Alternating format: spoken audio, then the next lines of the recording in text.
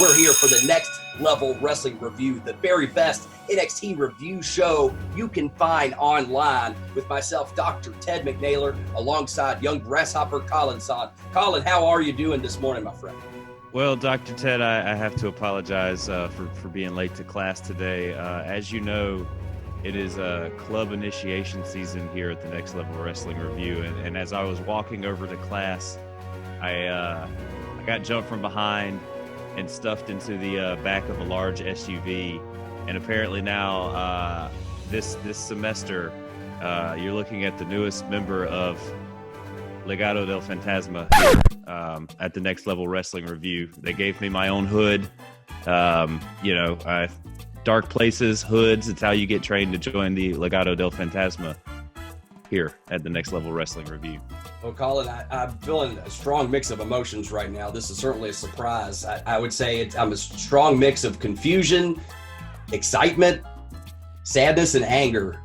Mostly confusion and excitement. So I'm confused and excited about this because really, as much as I hate that this happened to you, I mean, this really could be a huge opportunity. Do you even speak any Spanish? Sí, señor. Is that it? Sí. Okay, well, hopefully it works out for you, Colin. I think you probably have a little bit of work to do as far as getting into the culture, but at least you've made some first steps. You know a couple words. You have a mask. I assume that was made south of the border. That was an American-made mask, was it? No, they had an extra Dr. Wagner mask that they gave me. Wow. Well, that was very kind of them, I would say. If anything, how are you feeling? I guess first of all. Besides the lump that I have on the back of my head from whatever blunt object they hit me with, I feel pretty good. About today. They let me watch NXT's Super Tuesday. Oh wow! So they were very kind of them to do that. You know, their match was first, so they said they strapped me in with the eye-opening things from Clockwork Orange and made me watch all of their matches since coming to NXT. Really? Did they have you watch, besides their matches, did they have you watch any like propaganda videos or anything that really helped ingrain you? Is that what taught you those two Spanish words that you repeated a few minutes ago? Sí. Wow. Well, unfortunately, Colin, I have to tell you, I think they're probably going to put some more time in on that. But hopefully, by the time we see you next, you're fully fluent. Can I take this off now? Yeah, you can take it off. I won't tell them. We'll keep it on the kayfabe, my friend. Now, I don't know if we can get Finn Balor to let go of that headlock behind you, but at least we get the mask off your head. Ooh. I don't see how they wear those things for hours on end. Whew. Oh, my face can breathe. Takes a lot of discipline there, Colin. But I'm glad to see, at least for this brief moment in time, you can have a little bit of a siesta from the hard work you've been putting in right here on the Next Level Wrestling Review. That's a good one, siesta. Let me write that down, Ted. You know what that means? It's not a fiesta. In fact, it's quite the opposite. A fiesta is like a celebration or party. A siesta is when you take a nap. It's a glorious thing. I'm taking notes down. I'm learning more Spanish here than I was in that with the Spanish club. Well, I just want to make sure we get you in and good with Legado Del Fantasma, because if they come in the room and you know more Spanish already, they're going to be very happy. That is true. Well, Dr. Ted, I think we've got a great show lined up for everyone today. It was a Super Tuesday NXT, and it did not disappoint. But Dr. Ted, we have a little bit of homework to gather here before we start with class. Do you want to go to the emails first before I give you my homework? Sure. Yeah, and it looks like we actually maybe this was a really intimidating piece of homework, and it could have been. I guess it was. Looks like this week for the first time we don't have no one turned in their homework. What the hell? No one turned in their homework, but Iron Patriot hit me up on Twitter late last night and was like, "What's the homework?" And then I told him what the homework was, and he never got back to me. Oh, sorry.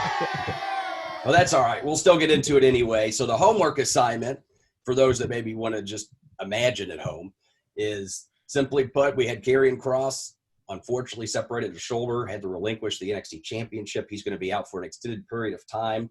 And I said, assuming he's going to be out an extended period, because with the separated shoulder, it really depends on the severity as far as how long he'll potentially be out. But I believe I said 6 months. Is that correct? Yeah, 6 to 8 months. Yeah, something at like least that. at least let's assume at least 6 months.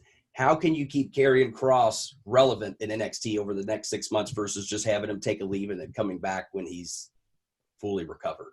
So since we didn't have anyone else in class, everyone else played hooky. Colin, I'm going to put you on the spot.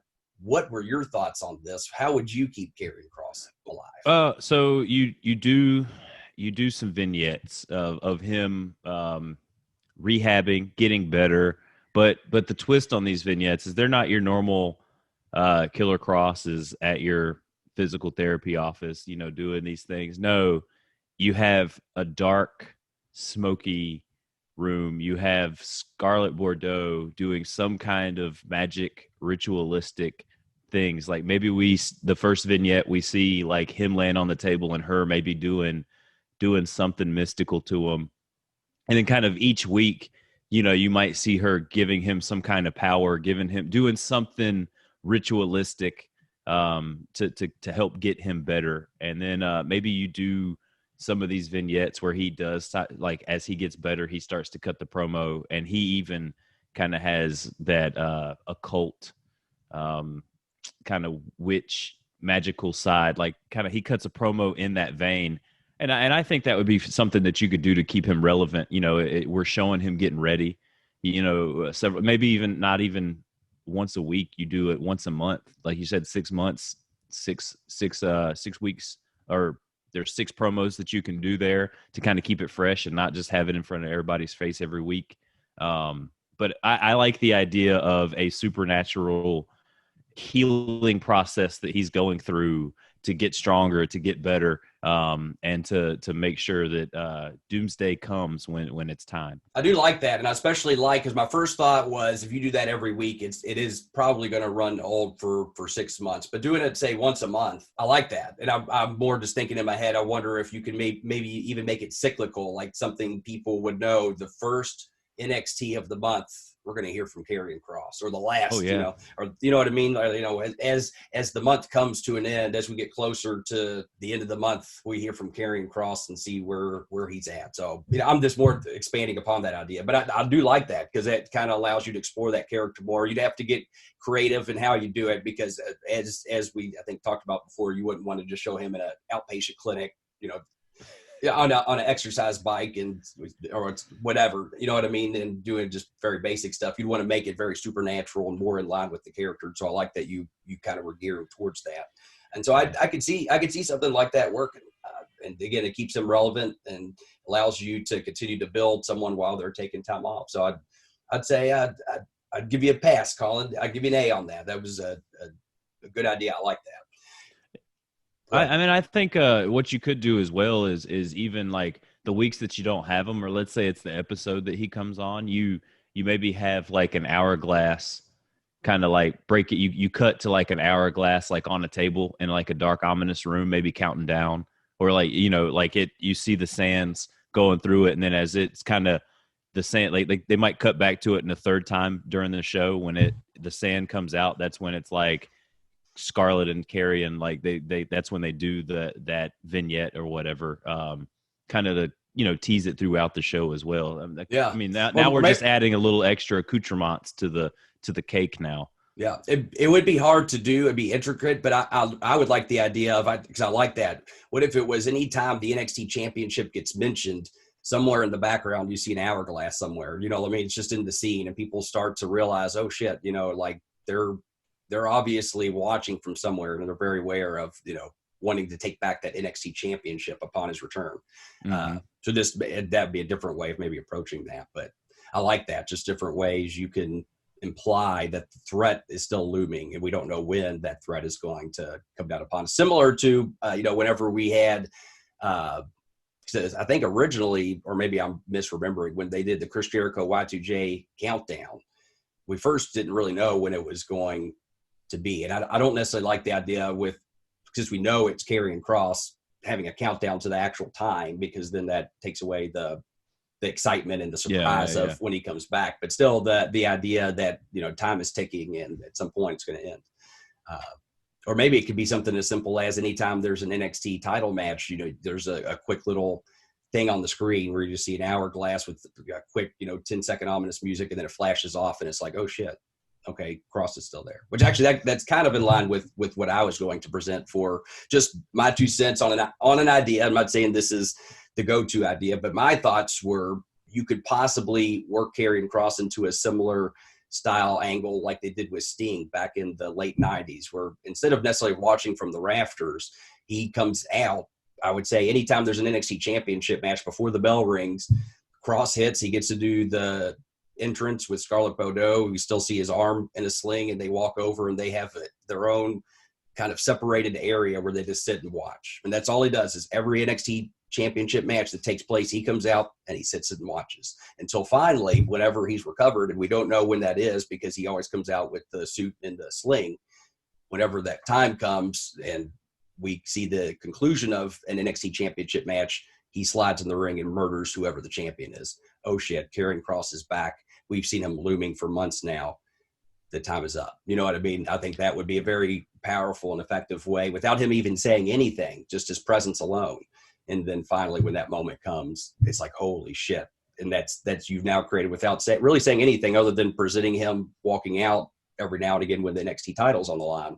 You've created a looming threat without saying anything, and then it's meaningful when he finally does make his return in the ring. So when you do have him make his return with your idea, Ted, is it him kind of entering the ring wearing the sling still, like he's still hurt, he's not going to do anything, and then like maybe he pops the guy with the arm swing, kind of like, oh, now he's back kind of thing? It's like, is that kind of swerve that you would put in there, like have Kross and the champion standing there face to face, and he's still got that sling on, so it's like, oh, it's been like 5 months, it's 6 months, like Kross should be back, like da da da, and then he uses that shoulder and arm to hit the champion, and now we know that it's off to the races. I feel like that's a normal wrestling trope, though. Like, yeah, and I agree. And so that's where, but your mind's not in the wrong place, because the visual of seeing, oh, okay, now his arm is out of the sling, he's better. I can understand that. However, I feel like you're educating the audience enough that when he comes out on his entrance and they see his arm is in the sling, I think that's visual enough to educate the audience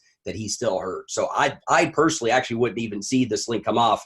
I would have whoever's going to win the match, say it's a Finn Balor, which I think would be a great guy to hold the title for a while, because he has a good amount of name recognition, and I think he can carry the company and the title until Kross is ready to come back. That being said, so let's say it is Finn Balor. He defeats another challenger for the championship. We've already seen Kross come out and make his entrance with the sling, and right when he gets his hand raised for the bell, Kross is in there to take him out and murder him. And at that point, we just know, because he no longer has the sling, and based on him throwing around Finn Balor, he's clearly returning from injury, and this is the moment we've been waiting for months. Yeah. I mean, there's so much excitement and so many places that they can go with this, and right, and that's just one. Absolutely.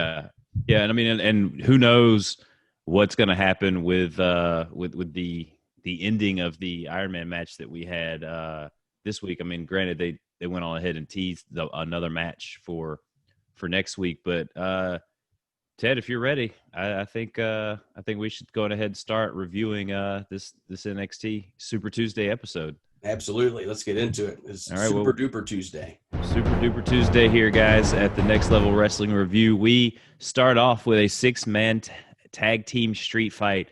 Legado del Fantasma versus Breezango and Isaiah Swerve Scott. To the original booking that I thought was going to go on in this match was that Legado del Fantasma was going to kind of take over with this being a street fight. These guys kind of being that hard-hitting cartel look. It's only right for them to kind of keep their momentum going. And I mean, I know we've seen them constantly beating up Swerve. We've seen them constantly beating up Breezango. So there's that shot for them to, they have to get their receipt back in it, so to speak. But I feel like with Breezango and Swerve Scott winning and Swerve Scott getting the pin, they're really setting the fans up for Swerve to not win this title when the payoff comes. Because I feel like Swerve's getting over just a little too much now on Santos Escobar. He's got the original pin where he originally beat him, and then tonight he pins him clean with his finishing move in the middle of the ring.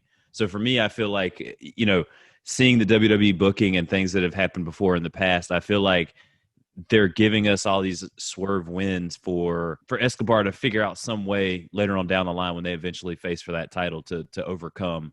But this match was a fun match. This whole show was a fun show. This match, to start off this show, I mean, they start off like not even letting Breezango get in the ring, and they're already jumping on him. There were table spots, chair spots, a lot of double teams. Like, guys were, one of my favorite things about wrestling, Ted, is when guys use other guys as weapons. Like, you see it from guys like Braun Strowman. We saw it tonight where they threw Joaquin Wilde all over the place and threw him on top of people. What were your overall thoughts on this match? Could they have booked it better? What was this the ending that you probably saw when you sat down and saw this match? I thought this was a very exciting way to start the show. To me, this was a great match to open, say, like a pay-per-view with. Mm-hmm. I was kind of surprised simply because we knew we were getting into a more wrestling-centric show after this, and it's like, where do you go after you've seen this street fight? Although the action was very exciting, I thought they could have done more and it's hard when you have multiple people here, but I always try to think, how can we make this look the most real, and how can we tell the most amount of story here? I feel like, so when they brought out the forklift at the end and they did that big spot, and that was cool, but I couldn't help but think, well, where did this forklift come from? Could we not have just a couple minutes earlier say you have a reason to bring out the forklift, or say, it's in the corner or something and they're fighting on the floor and one of Legado Del Fantasma guys are down, and then Fandango get on the forklift and try to run over them, and then you have the other guys pull the heel guy away, and then now the forklift is there but it hasn't been used. And then it would, to me at least, make more sense, because all of a sudden I was just like, well, where the hell the forklift came from? And they put it over, like, see, anything can happen. But it's like, I would have liked to have seen something that led up to that. Like, I always try to think of, if you have a really good idea, how can you incorporate more story into it? So I think introducing it in the context of the match first, and then utilizing it for the big go home spot in the finish just would have meant more, I feel like. But for opening for a show, though, and just getting the people into it, I thought this was a great way. Like, if I was just flipping through the channels, despite my nitpickiness of the nuances they could have had, I think this would have at least grabbed my attention for the time it was on. So to that point, I think the business got done. And the business, I think, in this match, obviously, was to set up the inevitable Swerve Scott versus Escobar cruiserweight title match.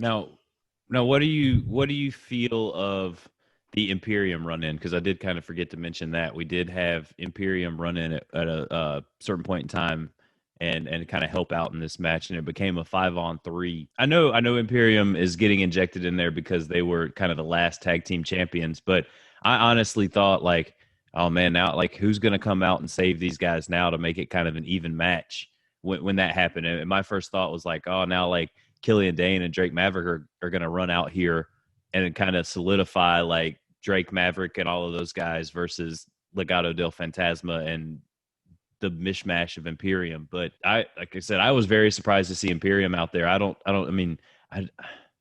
feel like they were just sent out there for the big final spot, with catching those guys off that forklift, because what real part of the story do those guys add getting interjected into the match? I mean, from your standpoint, what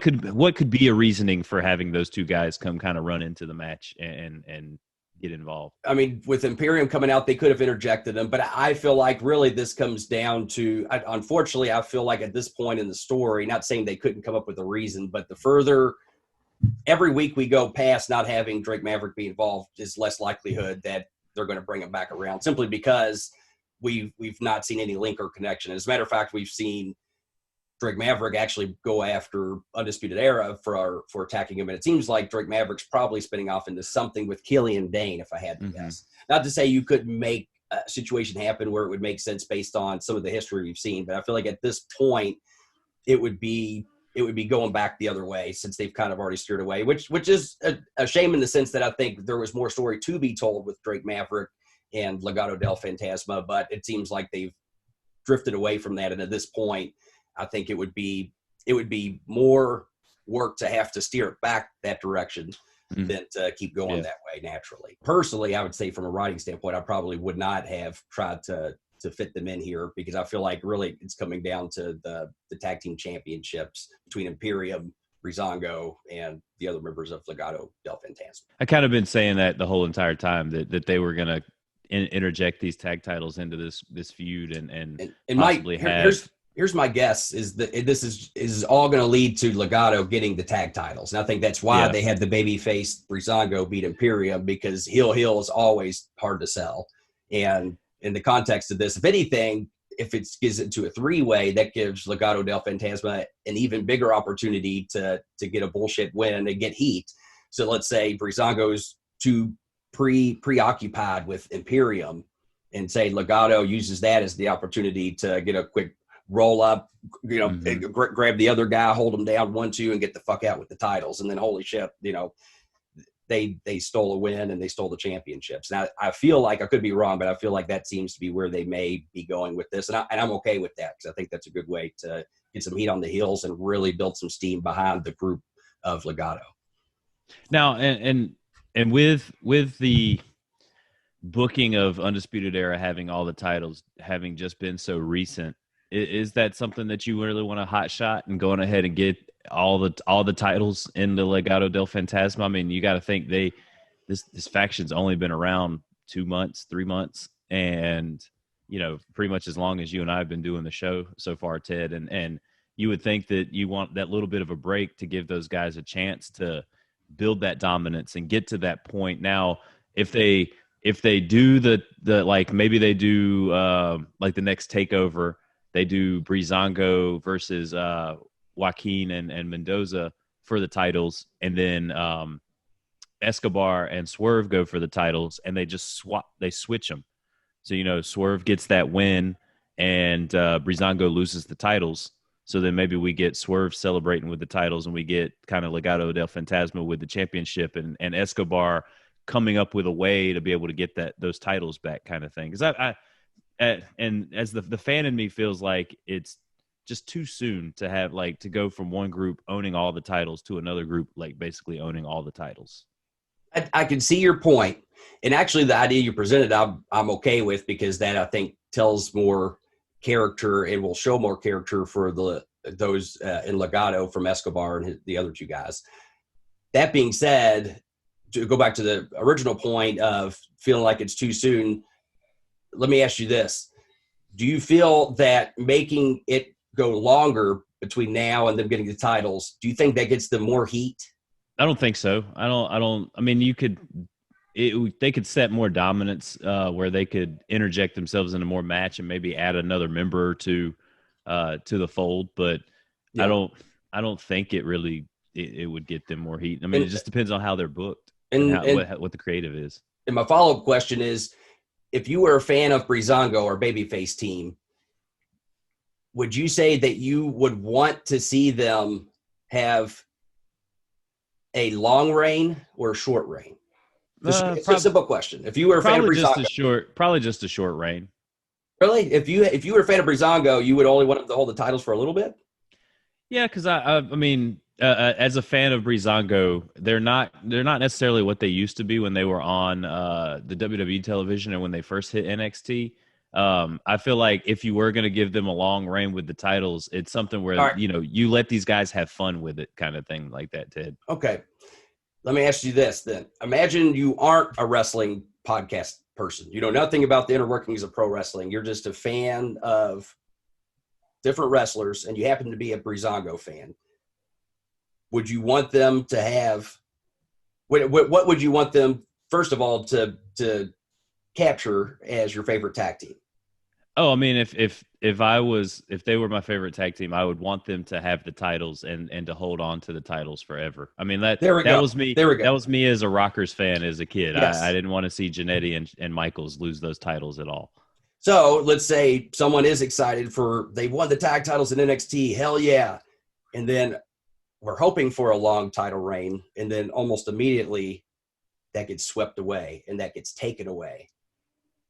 that's why I feel like it would be okay for them to go ahead and get the title, simply because you've then taken away something that potentially the fans want to see, and that's Breezango continue on as the tag team champion. So I'll say your point is a valid one, in that if we were building a baby face, I would say absolutely let's make it as long as possible before they capture those titles, because that's going to be a more meaningful journey, and it's going to mean more for their character when they finally overcome everything that they've overcome and achieve their goal, in this case winning the championships. Versus for heel, to take that away, I feel like, because as a heel the whole point is to get heat, not necessarily get over. So I think it, in this sense, because we have it on heels, and heels that also can work and that have established themselves as a cohesive unit, I think it would be okay for them to go ahead and take the titles, simply because now that's more of a story. Now Breezango getting the titles back is really more interesting, I feel like, as a viewer, to watch that story arc than the team that already has what I want them to have is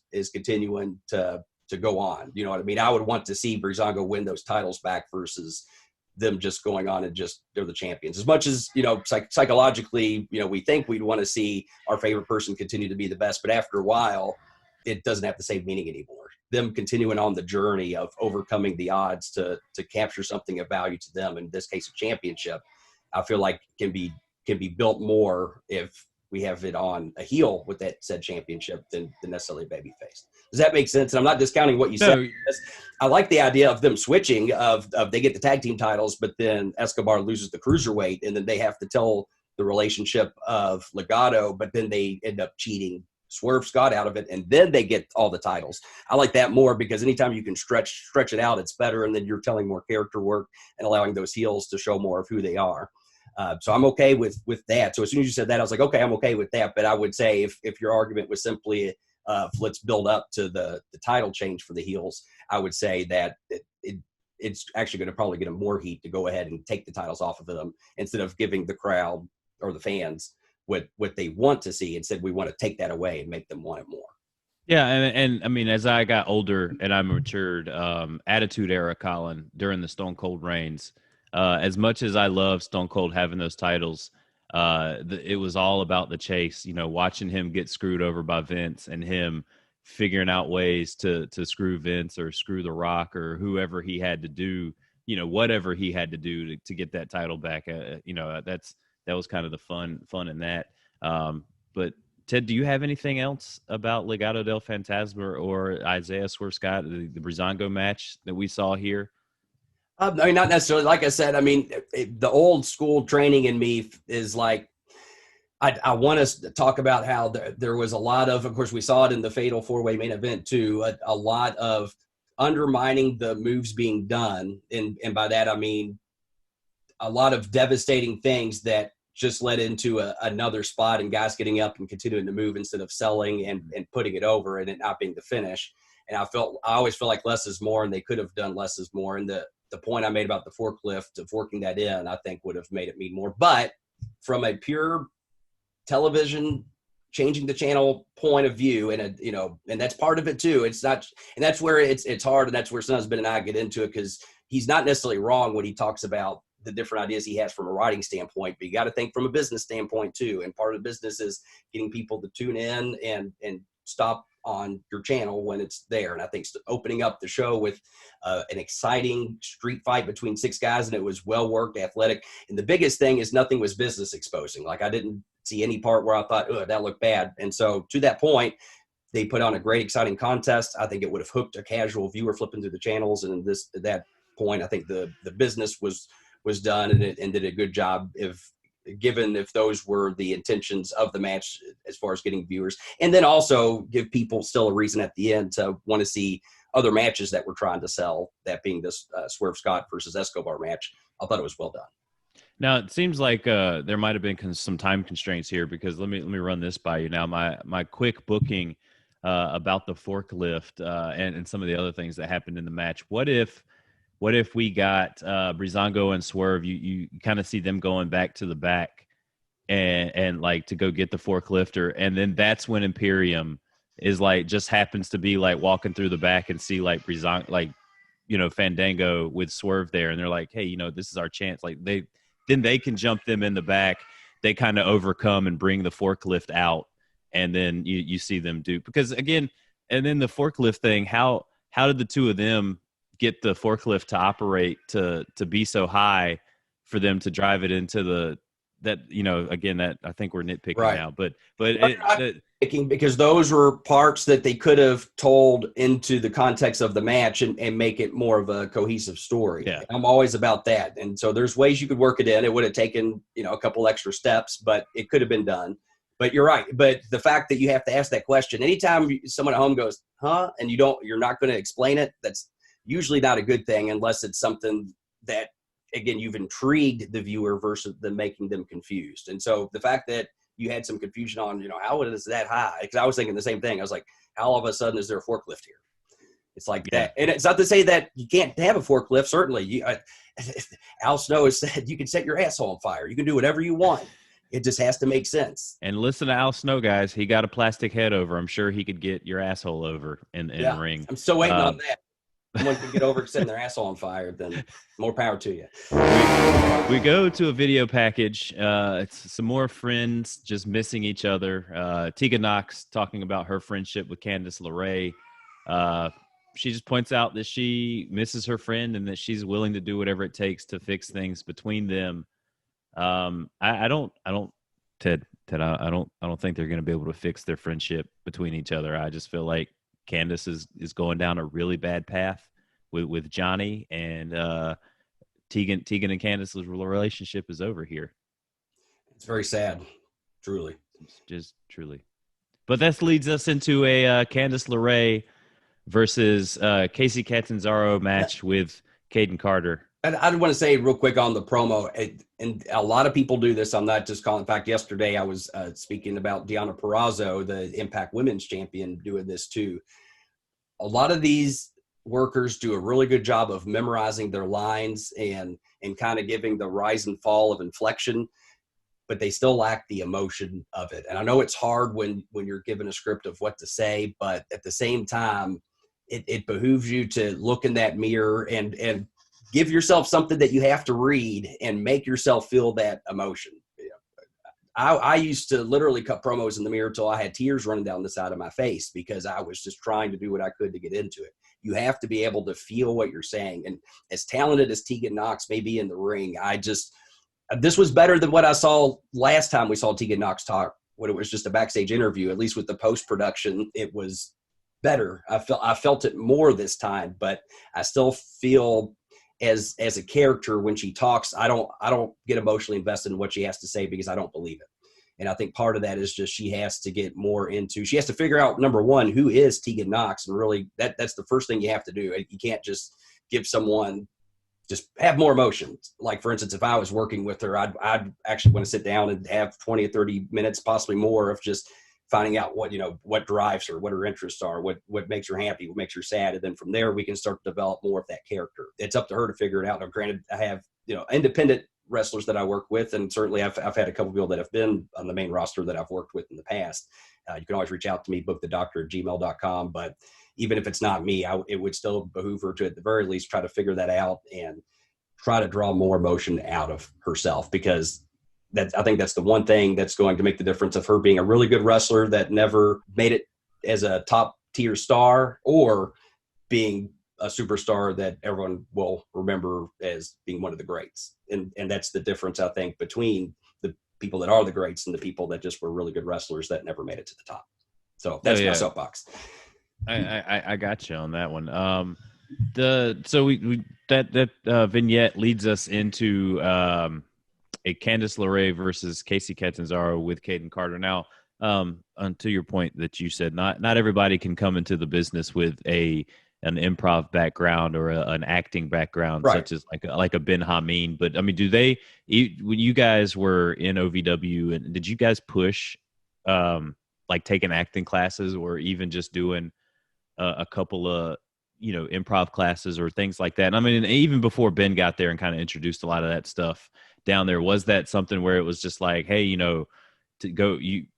we have an acting coach, or we know an acting coach, or there's somebody that we can send you guys to? Is there that you guys have, or is it just kind of on the performers kind of on their free time for them to take care of that type of stuff? Well, it's evolved a lot over the years. Prior to Ben Hameen at OVW, it was always you just cut promos in front of the class, and people told you if you were good or bad, and you kind of used that as your own self-measure. Now, they would bring in guest coaches. Like I remember they had Mark Henry came in and worked with some of the contract guys, and because he was a rip guy and has been around for a while, he helped our class as well. And I remember learning a lot from him when he came in to help with the contract guys. But there wasn't really any formal acting classes back then. And then obviously when Ben came, he never was part of the official, as far as when it was under WWE, like he wasn't part of the official system, but he worked with a lot of the roster back then and in the back or on the side in private, just to help them develop their characters and teach them improv. And I know for myself and a few other of the guys, we actually took classes with Ben. He actually had formal classes literally in his apartment, and we actually used that to lead to a competition we did at the Improv Olympic in Chicago, and actually beat a comedy troupe up there just based on the simple improv things we learned from Ben Hameen, which I felt like was not only a feather in our caps to go up there for our first ever, we were 6 weeks into learning improv, and because of, Ben basically teaching us the basics, we were able to win a competition to get to season group. And it just goes to show that sometimes the simplest basic things really are more meaningful. When people can understand a character and emotionally invest in it, that's what sells tickets. That's what draws people. That's what gets them to invest not only their money, but more importantly, their time into your work. And that's what's going to get you over in the end. So after Ben left, obviously I would incorporate it as much as I could, as much as I've learned from Ben, and also working under Al. He's also, Al doesn't necessarily have an improv mind, but I think he thinks in a very psychological way. And it's different than Ben, but there's very similar crossover. And I think getting to learn from both Ben and Al over the years and really get an understanding of how they thought, that's how I would utilize that to kind of like what I talked about. I would talk with guys and try to draw who they are and get more emotion out of them. And I'll say, as I continued on and became more in a backstage role, unfortunately, I actually didn't have as much time to work with guys individually because I was busy trying to write the show and do all the marketing pages and the posters and all kinds of other things, setting up shows, live events, all the other stuff. Like I basically wore all the hats at OVW at that point. So unfortunately it was hard. That's why I'm really enjoying actually getting a chance to talk wrestling and kind of take me back to my roots. Because really in the last few years prior to joining the Hamid Media Group, I haven't had a lot of opportunities to really break down character work and what it means and how to do it, simply because I haven't had the time. So it's actually kind of refreshing to get to talk about it and get to hopefully help some people that are listening, or just give a little more background to those that are just wrestling fans as far as the understanding of why wrestlers do things in the rings, or why they should or shouldn't do certain things in the rings. And it's always very interesting, and it's never black and white. It's a lot of gray, and well, actually I wouldn't even say gray. It's a lot of different colors on a basically a canvas, and every piece of art, every place of work, every match is going to be a little bit different and have little nuances you can either add or take away from it. So that's the fun of it. And I feel like I'm getting on another soapbox here, but long story short, it's a very intricate thing, and there's no, of course, Ben will tell you the one right way to do it is just to, just learn it. But I think everybody has to have their own understanding of how they can be their character or their gimmick in the context of the story. And that can be a different journey for everybody. Kacy Catanzaro, and the way that she made her way into NXT, this girl, former American Ninja Warrior competitor, the way that she climbs the pole to get into the ring is very interesting. But she was no match for Candice LeRae, as Candice LeRae ties her up with a submission there at the end, only to just kick like her face and like put all the force of her foot into like her back and the back of her head, and planting Kacy's face into the mat. Candice LeRae wins, and afterwards she invites Tegan Nox over to her house for dinner, basically saying that dinner is on her. I don't know where they're going with this whole feud here. Like this fight. Yeah, this whole fight. That's a food fight. Food fight, yeah. That was, hey, maybe they do a vignette next week where they're at the Gargano's house, and maybe Johnny's there in the background, and they do that weird, the weird thing that they did when they cut the vignette a couple weeks ago, where it's like she might be having dinner with Tegan, And then she just kind of goes into that, yeah, eat your peas, Tegan. Like, yeah, you're gonna regret the day that you know, like, and then she kind of goes into that psycho monologue, so to speak. Yeah. Here's where I don't know if I could necessarily. I feel like I could though. I would want to draw out of them. Let's get some real emotion here. And I'm literally thinking of this off the top of my head because I forgot they had set up the dinner for next week. If you could get Tegan Nox to the point where she could get herself like literally emotional and literally start having tears about it, how they used to be such great friends and they had so much fun. And then over the years or the last few months, it's just tarnished and she doesn't even feel herself anymore because, part of herself was taken away when Candice started, you know what I mean? And just really get into the nitty gritty where literally Tegan starts getting emotional and tearful. And then you see Candice LeRae break. You see her start to cry and realize maybe I have been wrong. Maybe I have been this, only for the master manipulator at the end when they're both in tears and it looks like they're going to make up as a team. You have Candice look up and be like, I knew you'd fall for it, you stupid bitch. And, and then either throw food on her. I would have Tegan wear something like white colored and have her like dump some kind of, whatever, and then knock her out and kick her ass, and that's it. That's all you need. End scene, and Tegan's on the floor with food all over her, tears in her eyes, makeup running down her face, and Candice walks away laughing. To me, that's going. Now I'm hooked. Now that's something that there's emotional context behind it. There's character context, and there's some meaning. And we have a simple payoff at the end. What happens to Candice? And I would not have a silly food match. I'd have them have an actual match, but then at the end, something happens where she gets food dumped all over her and looks stupid. I was going to say to throw the comedy aspect into it too. I mean, that's where that's hard. I always, and that's where Ben would get so frustrated because I would always go comedy with everything, but I've really tried to be better about knowing when and that's where, I would hate if they took that and then made it a comedy thing with a food thing. But I do think having some kind of comeuppance for Tegan Nox where she can make Candice a mess of herself, some kind of slop or whatever. And maybe that could be an ongoing thing, doing like the slop bucket thing, except instead of having like a hog pen match or something like that, it's just as simple as when Tegan wins and Candice is down, that's when she gets the big moment of dumping all the shit all over her and make her look like a mess and everyone goes home happy. Versus them having a gimmicky comedy match, because that would not fit in the context of the story. If you have an emotionally driven story, you can't end in a comedy match. They have to have an actual hard-hitting match, and then it just happens to end with stuff getting dumped on her, whether it be, and you can easily make a bucket of shit or something like that, you know what I mean? And really make it, powerful and meaningful versus making it into a hokey comedy gimmick match. Well, and what I was going to say is maybe at the end, you have like Johnny come down with like a cup of coffee, like after she's like beating up Kacy and just been like, oh, did you ladies work out your differences? And like he kind of comes up and puts his arm around her, like, because that's the whole power couple thing. And then if they're gonna be over at his house for dinner, he's probably gonna be there. He's probably gonna know. Like he can come down and be like, oh, how'd your dinner go? Like, did you ladies work out your? And she's just like, yeah, we worked it out. And you just see Kacy or Tegan laid across the floor or whatnot, and Johnny's just drinking his coffee, like, loving on his wife or whatever. Something I don't know, something silly like that. My mind goes to the comedy stuff too, Ted. So that's I would get in a lot. Ben would probably get mad at me too about just going straight comedy. But yeah, I'm excited to see where they're going to go with this stuff. It's not really. It's to me, I feel like it's a lot of filler because it. Like with Tegan Nox, her whole friendship was more so with Dakota Kai. And you never really saw a lot of the on-screen stuff with her and Candice. Yeah, I mean, because that was the whole at War Games when Tegan and Dakota Kai were in the cage together.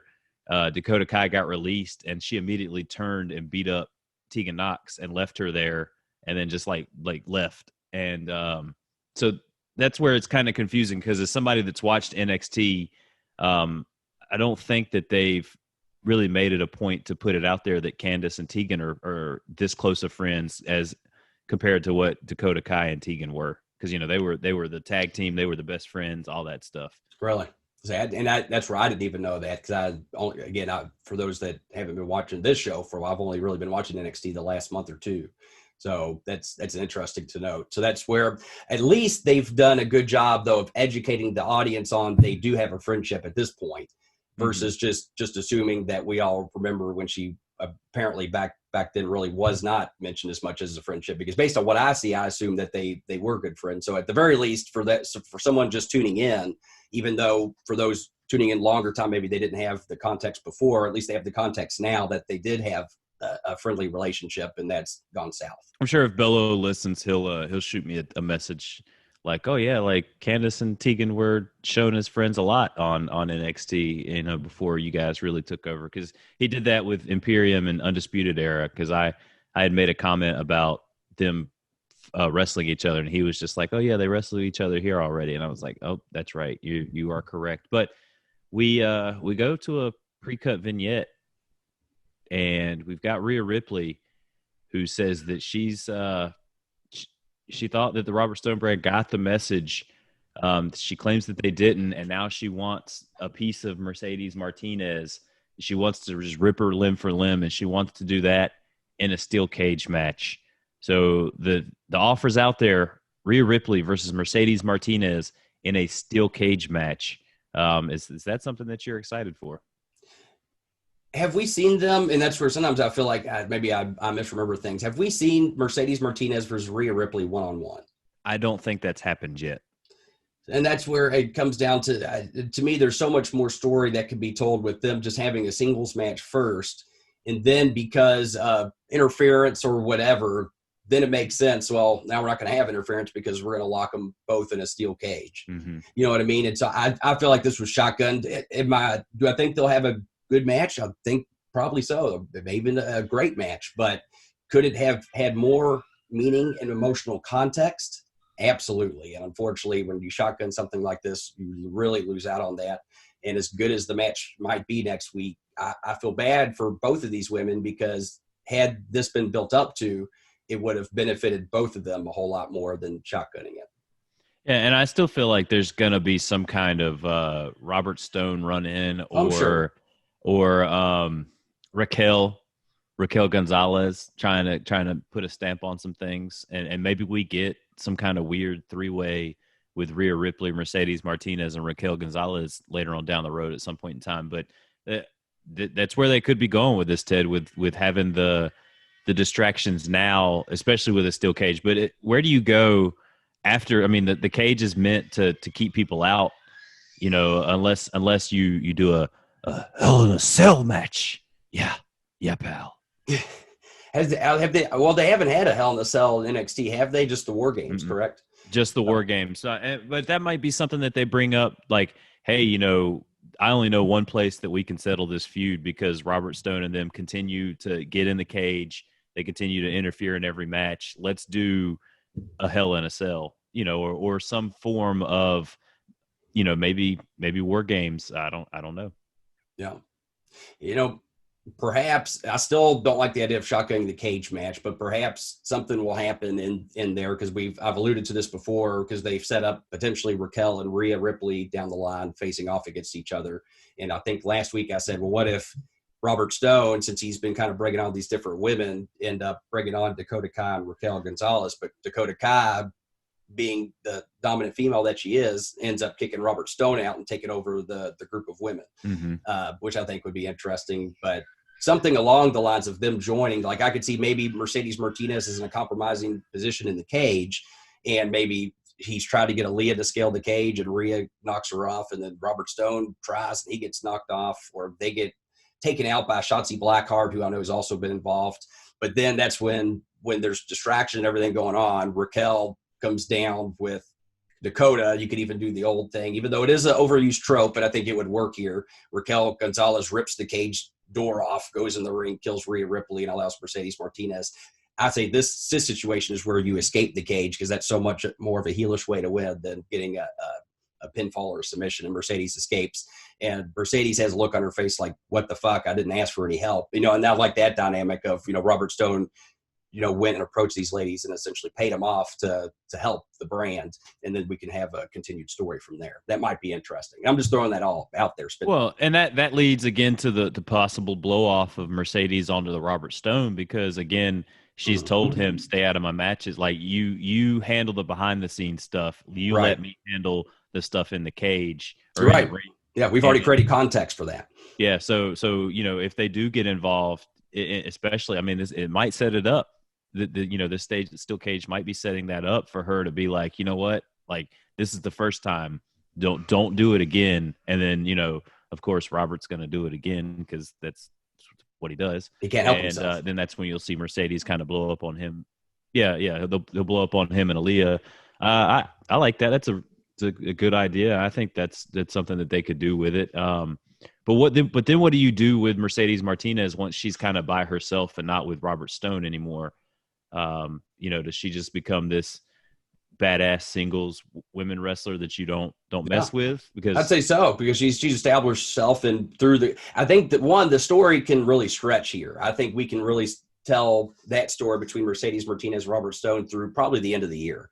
So I think we could stretch that out. And then at that point, you're right, she could separate herself. And really the nice part with Mercedes Martinez as a character is she can be a babyface or a heel, because she's just an ass kicker. And that's where I always tell any wrestler, you got to get to know yourself as a character, because it's really not about I'm a baby now or I'm a heel now. It's about you're you now. You're your character.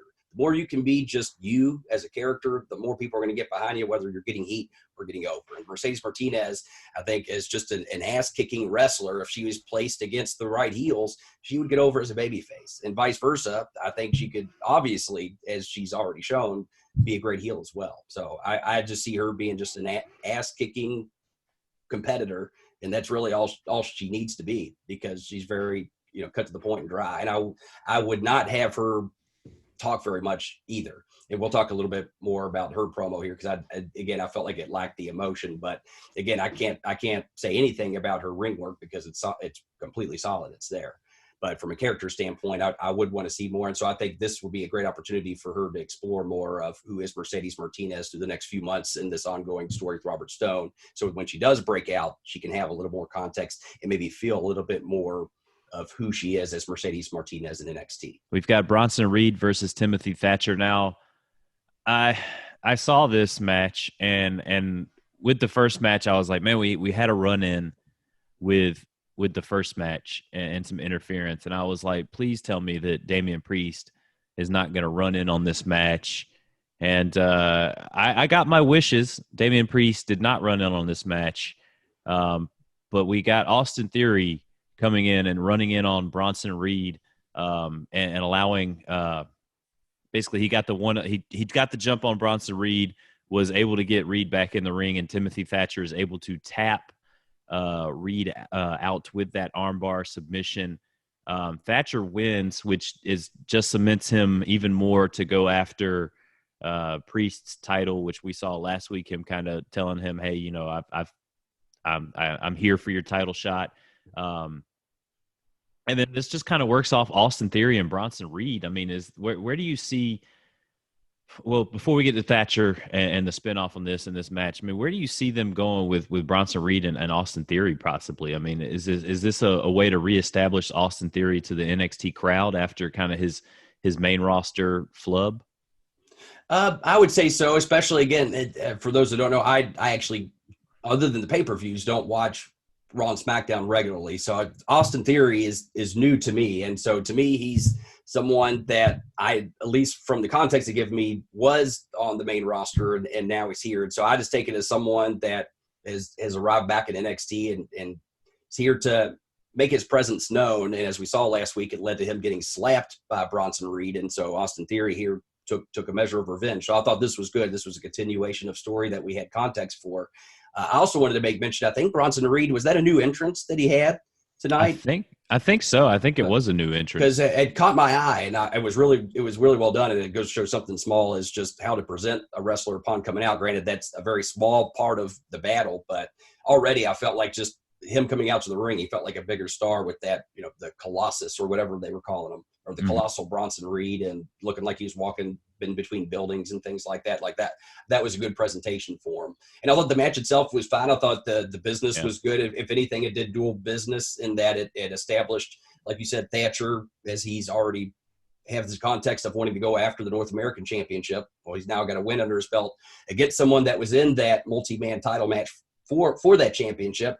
And we also could spin off Bronson Reed with Austin Theory, because Austin Theory caused Bronson Reed to lose here. And so I see this leading to two different matches, obviously. Timothy Thatcher is going to go on to try to get that title shot, and then Bronson Reed and Austin Theory are eventually going to have to come to heads down the line, maybe as soon as next week. I don't know, but we'll see. And I think it was a good piece of business here, again, because it did multiple pieces of business, which is always a good thing when you can do that. Thatcher really worked the size. Like, he was going for the legs. Like, even when he was laying on the ground, he was going for like calf kicks and thigh kicks, trying to really work the big man down. And so like the story that they told in the ring, how did you feel about like the story that these two gentlemen told, even without the Theory run in?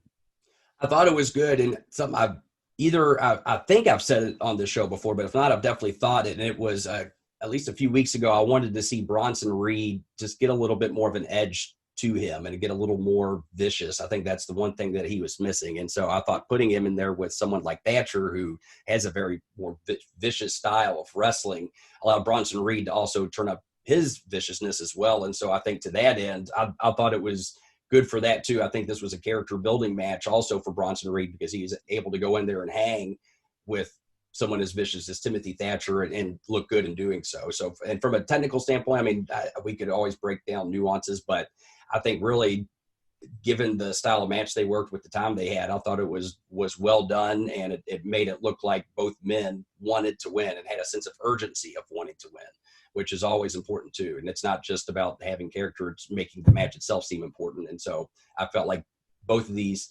competitors as characters made me believe that they both wanted to win. And really that's key to any wrestling match. True. Well, we go backstage and we've got Mercedes Martinez, and she accepts Rhea Ripley's challenge for a cage match. Now you, actually we'll be getting that next Tuesday on Super Tuesday.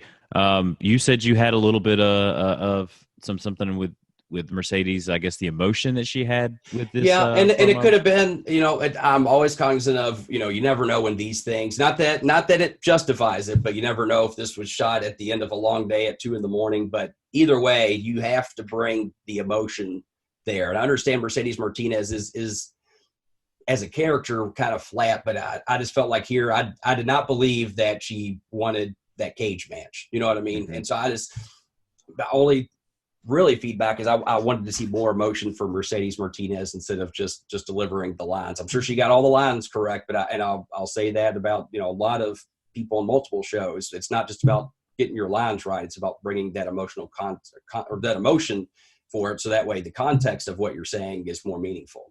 So to that end, again, I always hate, to say any kind of critique as someone like Mercedes Martinez, who's been wrestling longer than I have and is a total complete pro in the ring. But I try to take my bias aside and just bring it from a character and emotional standpoint. And I felt like this did not – here's the other part, is it really didn't play to her strengths. Like, I would have much rather seen, like, she's back training and whooping up on a heavy bag and sweating her ass off and just showing her as the ass-kicking female that she is. And someone comes up to her, or even Robert Stone, and say, hey, did you hear Rhea Ripley called you out? And say, no, I've been training. And it's like, she wants you in a cage match. She's like, tell her I accept. And then she just goes back to whooping ass on the thing. So that's an example of, it's not always on the worker. It's up to the writers to put these wrestlers in positions where they look more powerful as characters and enhance their characters more. And I think a small change just like that, then she could have done everything that she said, essentially, except we see her in a different context and it's more meaningful versus just having a blank wall behind her and she just memorizes her lines and she accepts. Okay, well, that, it did nothing to get me more excited for that match. But her whooping ass or training her ass off and then being informed and then acting pissed off that she got interrupted and be like, yeah, I accept. And then she goes back to training. That would have had a lot more punch, and it would have taken just as much time on the show than the promo that she did. Oh yeah, yeah, I like that. Yeah, and then you can, like you said, you could even kind of sell more of the story of, like, Robert Stone comes in and he's like, hey, she wants to take you on in a cage match, and maybe like while she's hitting the bag or whatever, like in this loud grunt, like, I told you to take care of the business side of things. Like, I'm worrying about, my match, or, I'm worrying about training. Like, yeah, I would see her immediately getting hot that he still planting that seed. Yeah. I would see her getting hot immediately as soon as he walks into the room. Mm-hmm. She's like, this better be good because I told you not to ever interrupt me. Okay, this isn't important. Rhea Ripley just called you to change the match. Tell her I accept. Now get the hell out. You know what I mean? And then she just turns around and just goes back to training. I would like to see that just every week. The minute that Robert Stone comes around, you just see Mercedes Martinez just get the most disgusted look on her face, like just go away. Yeah, and maybe part of Robert Stone's job is to make sure people don't interrupt her when she trains. Just like someone's going backstage getting a word with Mercedes, he's like, no, please, no, like do not go in there because he knows the heat's going to go on. Mr. Regal, you cannot go in there, Mr. Regal. I swear to you, like. And yeah, I think that would be fun. Or even like him trying to keep Triple H out, like Mr. H, you can't go in there. Like, and Triple H just looks at him and he's like, okay, sorry, sir. Just puts his head down. Finally, to the meat and potatoes of this NXT Super Tuesday, we've got the WWE NXT Championship 60-minute Iron Man match. Johnny Gargano versus Tommaso Ciampa versus Finn Balor versus Adam Cole. Now, this was an exciting match. This was something I think in the history of the WWE, I mean, they kind of talked about it on commentary. They've never done a 60-minute Iron Man match like this with 4 competitors. They've mostly been one-on-ones. Again, I'm not a big wrestling historian. We save that for the Pro Wrestling Reflection guys. So I don't know if maybe in the NWA or the AWA or WCW back in the day they did multiple man 60-minute Iron Man match like this. I mean, you guys might have done something like this. I don't believe so because really triple threat and fatal 4-way multi-man matches really didn't even come into play until I'd say the mid 90s. And so I believe, and so I could be wrong. Let me know if I am, but because I know the first ever 3-way dance match was in ECW between Terry Funk, Sabu, and Shane Douglas. That was like 93 or 94. And the reason I know that is because in OVW, we did bring back the traditional 3-way dance was a little different than a triple threat match where you have the 2 challengers go 10 minutes and whoever can get a fall in 10 minutes then goes on to face the champion. Then if there's no fall in that 10 minutes, then the champion comes in and then it's basically a triple threat match at that point versus all 3 starting, which is just a different way to do it. So we brought back that tradition actually with Tommy Dreamer, who was obviously an ECW original when we brought back what we called the Anarchy title, not to get too far into that. But so long story short, I highly doubt at least before that there were any of those type of matches. And I can't recall any match since that time where there's been a 60-minute Iron Man with 3 or 4 guys in the ring. I can't think of any point where that's happened. Because they definitely put it over, and they said it had probably been a decade since they had an Iron Man match in the WWE. But this was a fun and exciting match. We went probably well over 30 minutes before we got our first fall, and it was Finn Balor that received the first fall. And then I want to say it was Adam Cole got the second one. Johnny Gargano got the third fall, but off of the fairy tale ending. So they let Tommaso Ciampa hit his finisher. They kept his finisher looking strong, basically, because he I forgot who he did the move to, but the person was knocked out enough to let Gargano throw Ciampa out of the ring and for Gargano to get that near fall. Then very towards the end of the match, Tommaso Ciampa finally gets his first fall, and we're back to being tied up. And I think that was less than 15, 20 minutes left in the match. All the guys were tied up. And then it just, with less than 5 minutes in the match, it got crazy. We saw Finn Balor score his second fall with 20 seconds left. And as kind of all that jumbledness is going on, Adam Cole is able to get back in the ring, get his finishing move, and get the pin on Finn Balor as time is expiring to tie it up. Now, there was some controversy with the ending of this match because a lot of people on Twitter, I listened to Busted Open in the car on the way home last night, and they were kind of talking about this, like with how the count ended. It was kind of a fast count from the ref. Cole really didn't pin Finn until I think 2 seconds left, and so technically, if it wasn't a fast count, there was no way that he was going to get that fall in time. But they allowed it. We Finn Balor and Adam Cole tied to win this match. We're going to get Finn Balor versus Adam Cole next week for the NXT championship. For a match booking wise, how do you feel like this match went? Because as you and I talked about pre-show, I like this match. I felt like it was a fun match. I felt like they did a really good job of trying to keep 3 guys in the ring all at once, or trying to have all 4 guys kind of being in there. Like there was a time where Finn was giving stomps to 2 guys in the corner at once. You know, there were multiple times where, you know, guys were bouncing back and forth between other wrestlers. What were your overall thoughts on this match? And do you feel like business was done properly for this match? So I think I should start first as a professional, because I always try to give the most objective, unbiased opinion I can. And so, for instance, if I were to go to physical therapy, a professional conference, if there's any conflict of interest, we try to present those before we state our case. So I'll first state my conflicts or biases, I guess. And that was, as I said last week, I went into this match already with a concerned opinion that telling a cohesive story from beginning to end was going to be almost impossible to do with 4 guys in the context of a 60-minute Iron Man match. So that, plus the fact that I've been in Iron Man and Broadway matches before, I feel like that biases me also as a wrestler too. But I would say, I guess on the positive, that the spots that they worked into this match were very good. And they didn't expose the business, which is always a great thing. They were well executed. They told a lot of little stories throughout, but I never felt emotionally, I guess, invested in the match. In part, again, it may have been simply because of my bias going in, but I felt like watching it from the beginning to the end, you saw small stories being told in what they were doing throughout the match. But I think they could have done this and more business had they would have made it, say, just a 30-minute Iron Man match rather than a full 60. And I'll talk about why here in a second. But I will say the other part of me, again, and this is where maybe casual fans that were watching didn't pick up on this, but it's something that I did. And I noticed that at exactly 30 seconds, they gave Tommaso the cue. He hit the gimmick, and they had their pre-planned 30-second spot that was almost exactly 30 seconds. But that kind of, for me, took me out of it as well. And then the last thing I would say, again, I thought these guys worked the match about as masterfully as one can given the circumstances. I don't think you could have found at least 4 better men for this particular situation in NXT.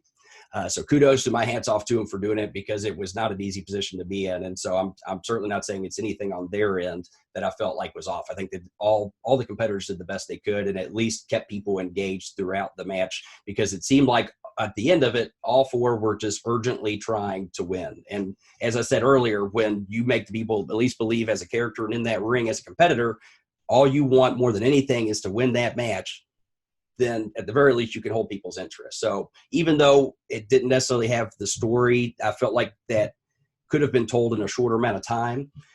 If they just had 30 minutes, say 60 minutes, I thought they did about as good a work as one could ever expect to do in the situation. But I also felt like, now granted, when I read the original results, I thought it was a 4-way tie, and I was going to be even more upset. So at least we narrowed down the contenders, but there's part of me that feels like you asked your audience to invest all this time into this match with the promise, assumedly, that at the end of it, you were going to get a new NXT champion. And instead, you made people invest all this time only to say, all right, well, next week we'll find out who the champion is. Granted, we did at least narrow the competitors, and I can understand from a television writing standpoint the hook and drag of wanting to get viewers to tune in next week for the conclusion, but I also can't help but feel like there likely was people that watched this match and may not tune in next week because they felt cheated and felt like we were supposed to get a champion tonight and you all didn't give us that. So the way I think I would have wanted to lay it out is, say you do the 30-minute match, and then on the back end, William Regal comes out and says, okay, well, the match is over. You all have 2 falls. You all are eliminated. We're going to have a winner tonight, no matter what. Let the bell ring. First fall wins. And then it's Adam Cole and Finn Balor, and you do whatever you're going to do next week. Now, there's some people that would probably say, what about stretching it out? And that's where I feel like in this instance, it's better to go ahead and have the champion here, because stretching it out, again, you potentially making the fans feel cheated because of the more or less promise that you, or the guarantee that you've told the viewer, if you tune in tonight with this epic 60-minute match, you're going to see you're going to see history because you're going to see us crown the next NXT champion. And the people that tuned in to see that moment did not get it. So they got a finish where they were told, okay, next week we'll do it. And again, I still think they could have gone this way, but then just make it a singles match. Say we're going to have, this match must continue, one fall to a finish. And then you have either Adam Cole or Finn Balor. In my opinion, Finn Balor, for reasons I talked about earlier, I would have him go over, and then hooray, we have that magic moment of overcoming, and we have a new NXT champion. We have a new day has begun. Pun not intended. I like Finn Balor as that choice too, because I mean, I know we haven't seen the Demon in NXT since he's come back down here, but with him versus Karrion Kross, he could bring that Demon out. But again, he's still undefeated as the Demon from what I understand. So that's kind of his gimmick that he brings out, like when he's got to overcome the odds and everything like that. So who knows? I feel like they should use the Demon versus the Fiend at WrestleMania kind of thing, but we'll see where they go with that. I think he's doing the Prince Devitt thing here in NXT. He's not doing the Demon Finn Balor thing here. I think he's more like he was when he was over in New Japan. So like I said, I think him versus Kross would, I mean, that right there, if you're gonna have Kross come back to really make a name for himself, I mean, him beating Finn Balor for that title, I mean, and the matches that these guys could have, like especially the strong style, like Japanese type, really stiff stuff that they could probably do with each other, would probably be a lot of fun. I'm looking forward to it. I think my money's on Finn to win this. And I did kind of, not necessarily spoilers, but I saw something where there's a possibility that, that Pat McAfee might make a run in next week and get involved in the Adam Cole Finn Balor match. So maybe we'll see more from Pat and Adam Cole here in the future. Interesting. Yeah, it certainly remains to be seen. I think Finn Balor and Adam Cole will have a great match. So I am looking forward to the match itself. And hopefully I'm wrong. Hopefully we see the ratings reflect that they, hook the viewers and have just as much, if not more. But I would say if we get to next week and find that that was not the case and the ratings went down, then at least that would tell us that the hook and drag, unfortunately, didn't work in this instance, simply because you made a subconscious promise to the viewer that they were going to get something that you didn't deliver on. But again, I could be wrong, and I hope I'm wrong, because I always think more people watching wrestling is a good thing. And that's why I'm passionate about getting on here and sharing my thoughts, because I want better wrestling. And really, as fans, we deserve better wrestling.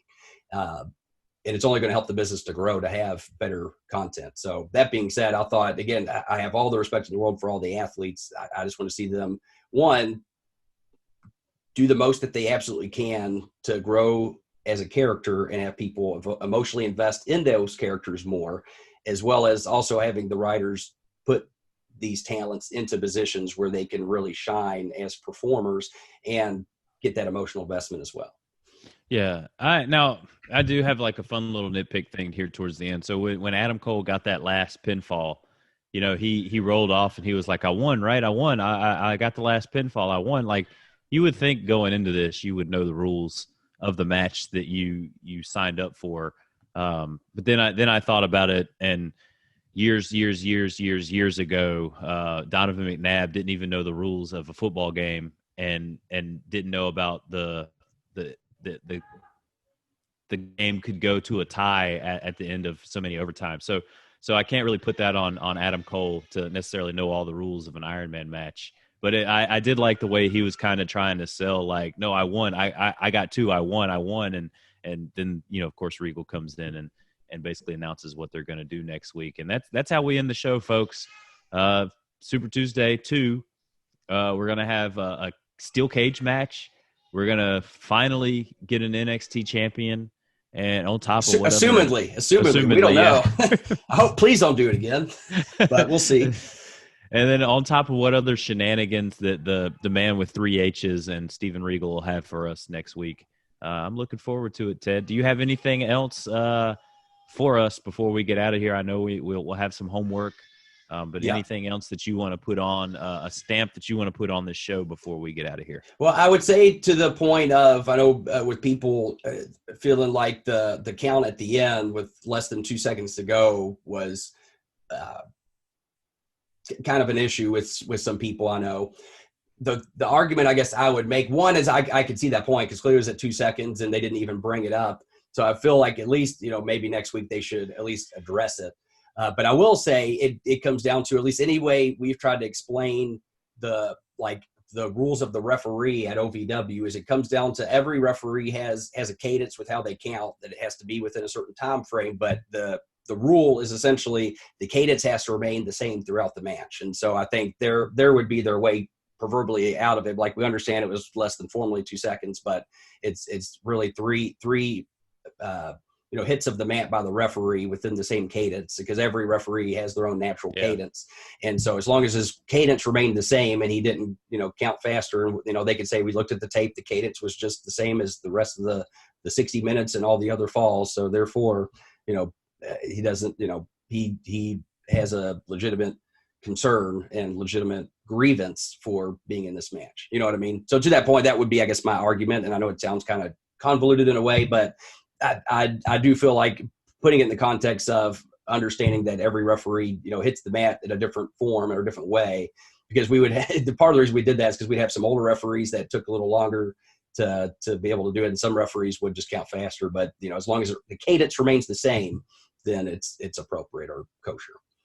Yeah, now that you said that, I'm trying to go through my head how Nick Patrick or Earl Hebner, how some of these guys counted, and you do hear that cadence of that slow 1, 2, 3, and then a guy like Drake has that kind of faster 1, 2, 3. Now I am seeing in the chat room on YouTube, we have Daniel Price there. He's saying that the ref was faster at the end. That's something that I didn't watch throughout and didn't really pick up on. But if it was faster at the end and it was noticeably so, then yeah, there's definitely a grievance there. And really, it should have been, if that was the case and they just had to rush the finish, that Adam Cole should have gotten the pin quicker. Well, and Finn Balor was sandbagging him there. That was the other question that I had about that, was when he was trying to roll Finn Balor over, in that instance, as a performer, are you sandbagging there, or is Adam Cole just not really trying to roll him over? Because it looked like he tried to roll him over, grab across the body to roll him over, but Finn wasn't really moving. And then you see him kind of scoop under Finn to kind of push Finn over, but then Finn's not really moving. And then I guess he counted so many seconds or whatever that he was laying there, and then you see Adam Cole finally get him rolled over for the pin. So almost like he was waiting for a cue or something. Yeah, I don't know, because there are plenty of ways. Even if he was sandbagging him, at least any reputable wrestling school teaches you how to be able to hook someone and get them into position. Someone's going to sandbag me, I'm going to hook them and pull them over. They're going to go on their back, and there's just ways to do that without hurting someone. But so that was weird. And I feel Adam Cole's been around long enough that he should know if someone is sandbagging him, how to get him on his back. So it was weird, and it didn't. I think if they just would have gone ahead and done the fall, it would have not made it any less exciting, because it was still the final seconds. It was still less than 10 seconds to go when he could have gotten the fall. So it's still, to me, going to be just as exciting as going down the little wire, which unfortunately put them in a pickle, because it kind of, that finish essentially was, to an extent, possibly business exposing, because they made it look like they literally were trying to get down to the wire and got caught because they didn't quite get the timing right. Yeah, it was they with I guess with football players and basketball players, they have that buzzer beater moment. So it seems like they were trying to give Adam Cole that buzzer beater moment where he's he got it in right as the time was expiring, and Pat McAfee. Granted, he was a punter, but you have the field goal kicker that kicks that game-winning field goal with no time left. It just kind of gives Cole another feather in his cap to talk more junk to Pat McAfee about things. Yeah, but he could have been the buzzer beater. It was below 10 seconds, and it's all in the emotion of him frantically, he's trying to, and he's looking at the referee, looking around, and realizes he gets it just in time. You know what I mean? And it's all about selling that emotion, and as long as he would have done that, he still could have put over everything you just said about beating the clock and being the buzzer beater and everything, with the safety net of not exposing the business, which to me, you look at the value proposition of having a little bit more excitement, but at the risk of exposing the business. To me, that little bit more excitement is never worth potentially exposing the business. You know what I mean? we'll see where they go with this, because Yeah. I think if the WWE or NXT gets enough backlash from people on Twitter and stuff like that, they might retcon this back and be like, hey, maybe they might bring it up, not necessarily do anything about it, but like Regal might be like, hey, we hear your calls that maybe Adam Cole didn't get the pin in time or didn't get that, but here we're gonna give him the benefit of the doubt, or we're gonna let this match roll through because we want to make sure that we have a clear winner for this championship type thing. Or well, he did count faster. Never mind. It would have been too convoluted because we've seen where people have gotten a 2 count and then the bell ring. So never mind. I was going to say, if they hadn't done that, you could say, or you stayed ahead of time. Of course, you'd have to continue that rule. But if there's a pinfall or a submission in motion, like say, in basketball, if you've thrown the ball at the buzzer, so let's say if you've locked in a submission or in the middle of a pinfall, then time will extend until either the submission is broken, there's a tap out, or they either kick out or get pinned. But they can't do that because, again, you've educated the audience on when the time ends, the time ends. And unfortunately, because of that led to this situation, which, again, it could have been worse. It certainly, as this is being a little bit picky because it was fast, but at the same time, to that end, well, I feel like it probably puts more heat on the referee necessarily than Adam Cole. I was going to say, at least, it was a heel that got it at the end. But I think had he just got it a couple seconds sooner, that would have been truly the best option than the benefit of trying to get down to the absolute last wire, because unfortunately it didn't quite turn out like they were wanting it to. Yeah, and like you were saying, I mean, we've seen that last, like, getting it down to the wire thing. I forgot where I was going with this. Dr. Ted, let's it'll probably come back to me while we're talking. Let's give us the homework for the week, and we'll go ahead and get out of here. All right. Well, since I don't want to scare everyone off with the homework again, so I'm gonna keep it simple this week. We know next week we have Finn Balor versus Adam Cole for the NXT title. So I want you to pick a winner, and because I can't make it that simple, I want you to pick their first feud. And you feel free to give me details if you want to tell me how they go into it. Here's what I want, though. If Finn Balor goes over, I don't want you to set up Adam Cole, and I don't want, if Adam Cole wins, if you pick him, to go after Finn Balor, because assumingly they probably will have these two, I would guess, can maybe work a little bit more until the pay-per-view, and then have a definitive winner then, and I still foresee Finn Balor going over them both. Mm-hmm. But I'm looking for somebody else. So instead of just taking the easy route and saying, okay, they just get a rematch, I want you to give me someone else, whether it's Finn Balor winning or Adam Cole. I don't want the other guy to be their first feud. Someone else on the NXT roster. Who is the first feud for the NXT championship against Finn Balor or Adam Cole? That is your homework assignment for next week. Of course, you can send those in, as always, to nextlevelwrestlingReview@gmail.com, as we look forward to your answers each and every week, as we will read them next week live on the air.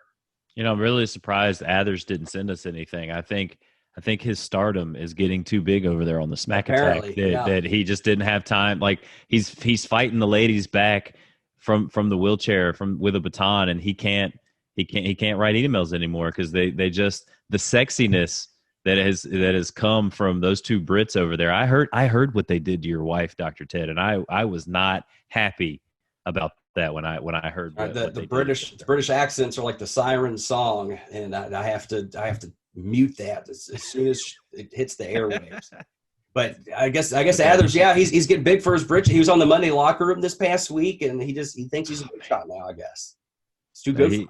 He doesn't like me though, because I guess Ben was roasting him, and some people said that he looked like John Goodman, and I basically that's a compliment. I tweeted, I said Athers is John Goodman. To me, that's high praise. John Goodman's greatest role is old Athers. So I'll tell you a really good one. I'm trying to think of the Barton Fink. Have you heard of that one?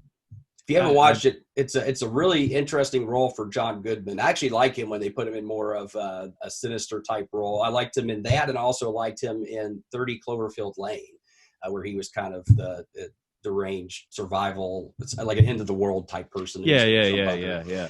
Both really good roles. I recommend both those if you want some just some good acting to watch. Good character work for sure, because he really draws you into that character, regardless of what you think about the movies. Him as a character in both those films, Barton Fink and 30 Cloverfield Lane, I think are great watching, whether you're a wrestler or a wrestling fan or just a fan of entertainment and storytelling in general. I like both of those, honestly. Not to get too far into that, but we talked about John Goodman, and I can't help but think Ted's of those movie choices. That's right. We'll have a new show for Hami Media where Dr. Ted reviews movies. Oh, I think we already have that with the Film Frequency. Well, so we'll get Dr. Ted on the Film Frequency. I'd love that. Absolutely. And he'll review some movies over there with JB and CEO Hayes. But guys, you can find me each and every week here on the Next Level Wrestling Review with my good friend Dr. Ted, the Man Beast, and my daughter's over here dancing, so she's kind of throwing me off right now. That's all right. You can listen to my production funness on Cage Theory, and then of course each and every Thursday the Ridiculously Random podcast drops on the PW Hustle Networks.podbean.com. So go ahead and check that out. I actually posted that show while you and I were getting ready to go live here on YouTube for everyone. But so like I said, you'll have to go to the PW Hustle Networks.podbean.com, or you can go to iTunes. It's PW Hustle Networks on iTunes. And also make sure you go to hackerhameen.podbean.com to get this show and all the main brand shows that we have, all the locker rooms. Hacker Hameen, he's got that right there. Hackerhameen.podbean.com and HameenMediaGroup.podbean.com to get the affiliate shows like Suck My Balls, the Right Opinion podcast. Suck My Balls, by the way, is a South Park review show. It's not a podcast about sucking balls. I don't think many people would probably listen to that, but it is about South Park. It actually is very good. MSG does a great job. And so if you're one that's, love South Park and just wanting more of a breakdown of the different inside ribs and gags and jokes and basically the underlying things that they're talking about throughout the episodes, and it's a great companion podcast for working your way through the whole South Park series. And Finn Balor never let Adam Cole go out of that headlock during the show today. It's hour and a half in a headlock. Endurance. Very good.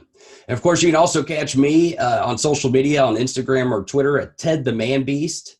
And of course, if you have whether you're a wrestler needing character work, or you have any business consulting needs, or you need any physical rehab type work, sports injury type things, or sore joints or what have you, you can reach out to me at bookthedoctor@gmail.com. I'd be glad to help out, and look forward either way to hearing your all's homework next week, as well as your opinions on everything that is NXT.